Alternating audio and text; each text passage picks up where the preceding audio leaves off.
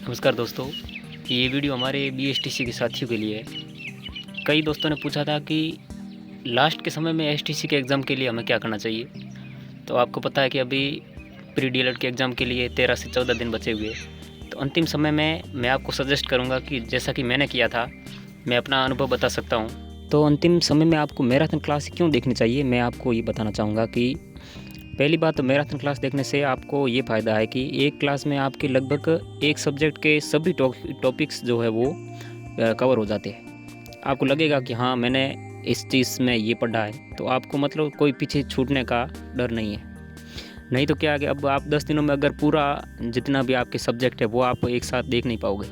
तो marathon class देखने से फ़ायदा ये है कि सब्जेक्ट वाइज, टॉपिक वाइज जैसे टीचर पढ़ाते हैं, तो उसमें आपको लगेगा कि हाँ, मैंने ये पढ़ रखा है और मुझे आता तो है।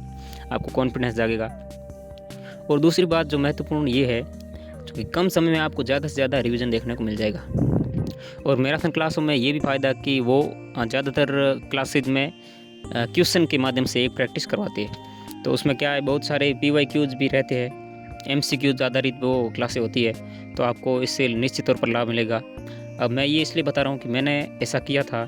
मैंने प्री डीएलएड का एग्ज़ाम दिया हो, चाहे रीट का दिया हो, चाहे सीटेट के जितने भी ये पात्रता परीक्षा देनी है, तो इसमें मैराथन क्लास मैंने ज़्यादा से ज़्यादा देखी थी।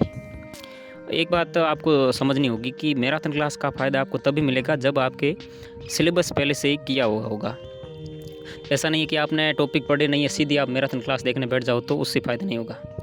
अगर आपने पहले से टॉपिक कवर कर रखे हैं तो आपको मैराथन क्लास देखने में मज़ा आएगा और चीज़ें भी बेहतर तरीके से समझ में आने लगेगी।